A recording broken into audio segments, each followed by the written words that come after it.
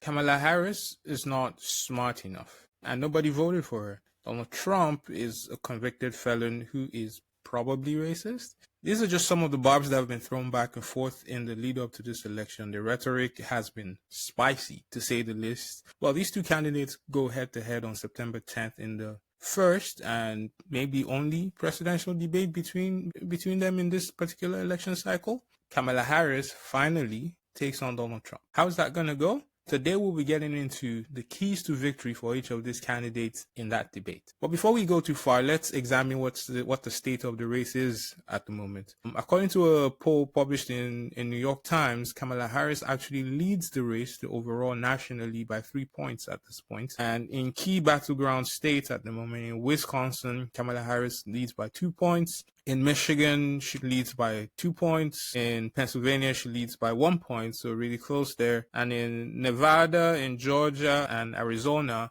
the race is dead even. So this just tells you just how close this particular race is. And while a presidential debate probably doesn't win you an election, you can certainly lose you an election. You saw the effect of the disastrous debate that Joe Biden had not too long ago. In fact, within this election run, within this election cycle, you saw the effect of that disastrous debate on Biden's chances of seeking re-election for president. And eventually, obviously, the fallout of that led to Joe Biden dropping out of this presidential race. So it is mighty important that Kamala Harris does not fall to the same mistake. This particular debate is going to be hosted by ABC, and I want to go through the rules of the debate, and then we'll get into a bit more discussions about the keys to victory in this particular debate for both candidates. So in terms of who's moderating, the debate will be moderated by ABC News anchors David Meyer and Lindsay Davis,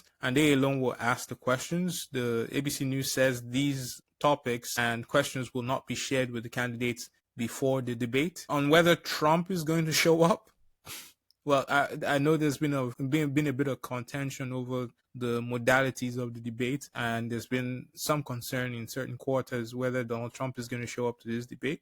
As of now, we know that he will show up. That's what we know as of this moment.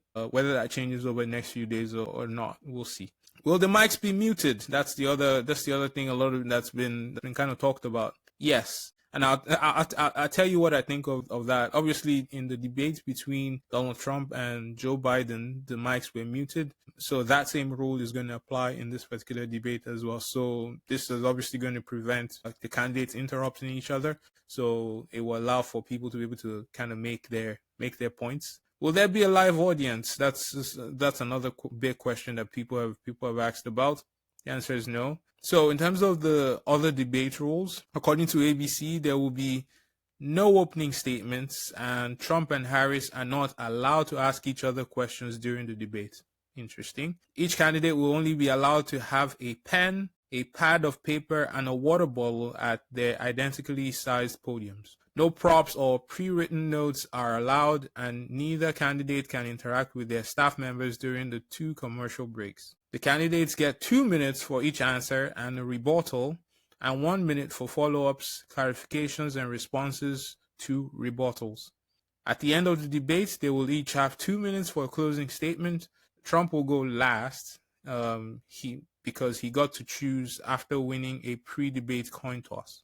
Interesting. Okay, so obviously, as of right now, we know this is the one and possibly only debate. So this gives us a chance to really, or gives Americans a chance. Obviously, you guys know I'm in Canada, but this gives a chance for the people to make a decision, draw a conclusion about these candidates, because as I said earlier, this is an extremely tight race. If the standings, the polling on those battleground states don't tell you anything, you should show you just how close and how tight this race is. It's really on a knife edge. It could go either way. That said, there are 4 issues that I feel are going to be front of mind in this particular debate: immigration, affordability, foreign policy, and reproductive rights. So where do these candidates stand on these particular issues? Also, more importantly, where are they weak? Obviously this is the keys to victory video here, right? So how about we go over these one after the other. For immigration, I feel like Trump is going to stay the course. He has obviously, through this election cycle, insisted that Kamala Harris is the worst border czar in the history of border czars. Cue the millions and millions of people coming out of Mexico, coming out of their mental institutions and insane and insane asylums and all that stuff, coming into the U.S.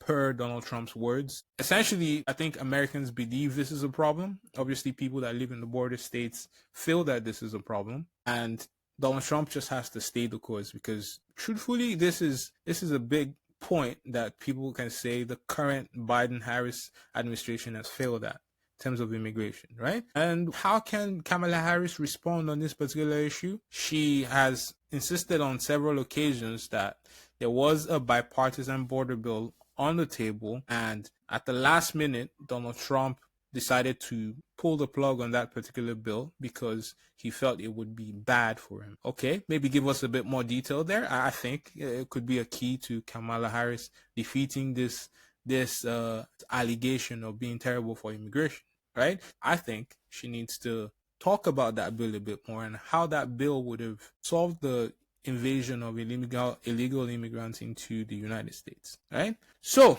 in terms of affordability and inflation, if you've not been living under a rock, you realize that stuff is more expensive now. Inflation is pretty high. It's starting to come down, but like things are more expensive. As Donald Trump will say, it would be nice for people to be able to afford to buy bacon again. That's the way he has described it in the past. Now, again, this is one of those issues where Donald Trump just needs to stay the course. I think we all feel it at this particular point in time. Stuff is it just feels like, money doesn't go as far as it used to, all that kind of stuff. And he has been right to point out that has gotten worse under the Biden-Harris administration, whether by their fault or not. It is what is happening at the moment, right? So how does Kamala Harris offer a rebuttal to this particular argument? She can talk about improving macroeconomics. Obviously, inflation has started to come down, and soon interest rate cuts are going to follow, and that is definitely going to improve affordability for people. She can obviously also point to the fact that, Trump's administration's failures on handling COVID in the beginning made COVID a bit more difficult to get under control, which was responsible for some of the problems. So that's on affordability and inflation. In terms of foreign policy, so third issue here, Trump and his supporters can obviously point to the fact that no new wars were started while Trump was in office. He has obviously also alluded to the withdrawal from Afghanistan as pretty shameful for the United States. How does Kamala Harris respond? She can obviously point to the recent prisoner swap between Russia and the United States as the fruits of diplomacy. So obviously that prisoner swap saw the return of American journalist Evan Gershkovich from Russia, and the United States has obviously been heavily involved in negotiations between Israel and Hamas in order to try and obtain a ceasefire.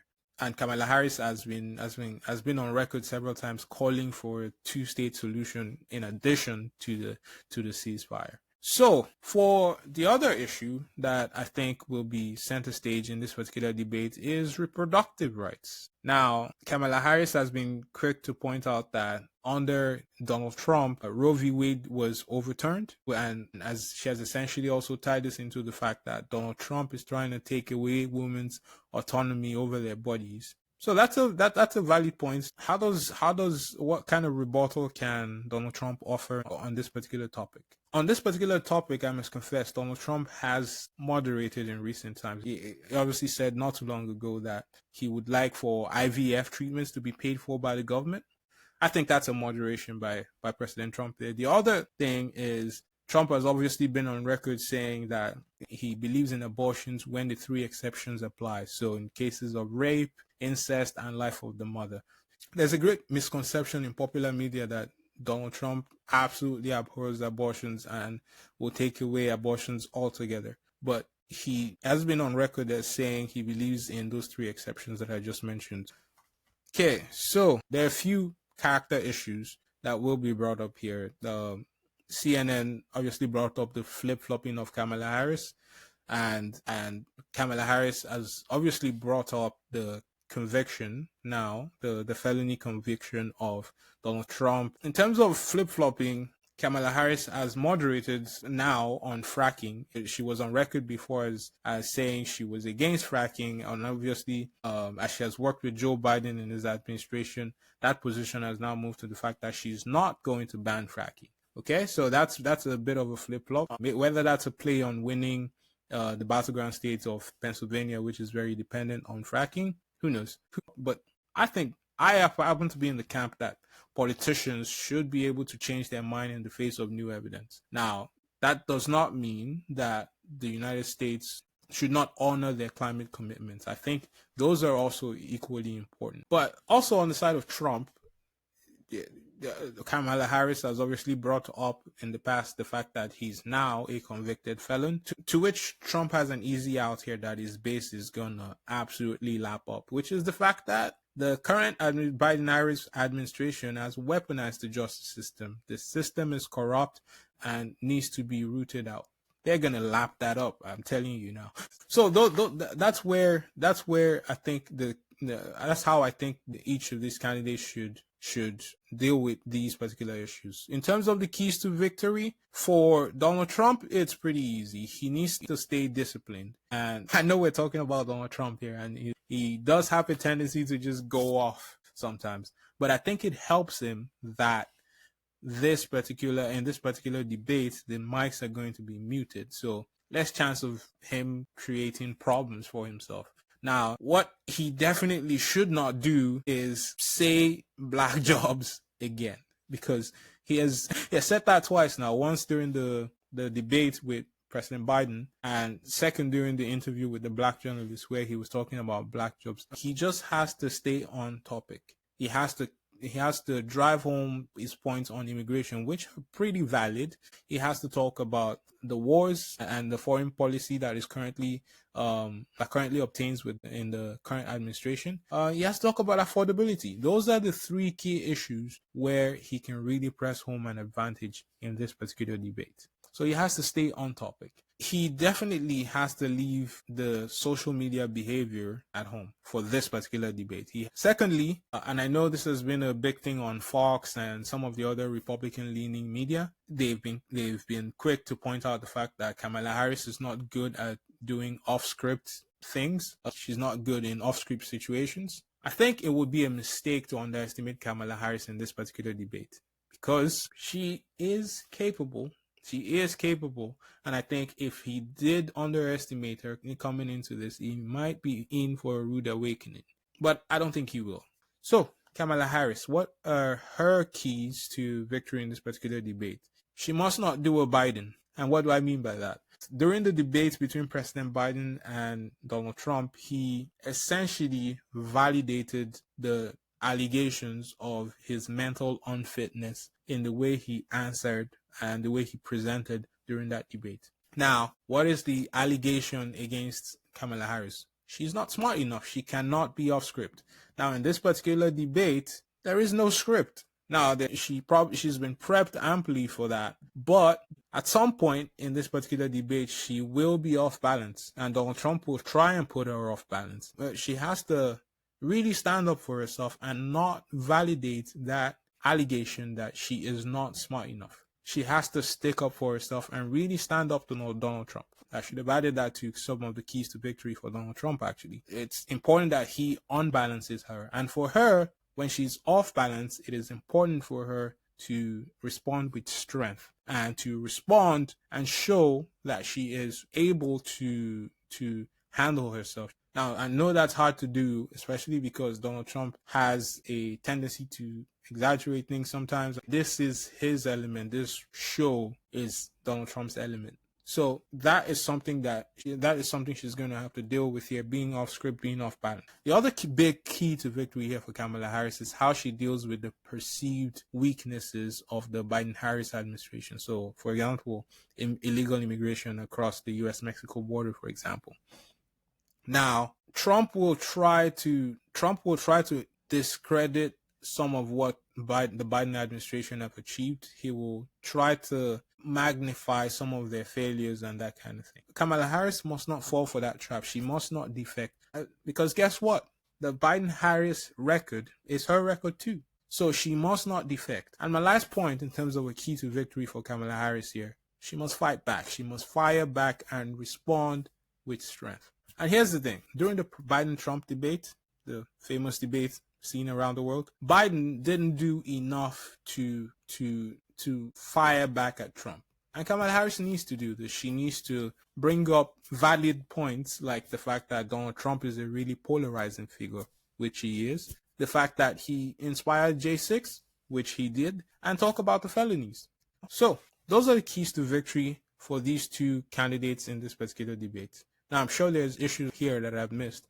You guys tell me in the chat if there's more issues you think are going to be big and crucial in this particular election and where you see the election going in the end. Okay? If you're new around here, don't forget to subscribe, like, and share with your friends. I'll see you on the next one. Take care, guys.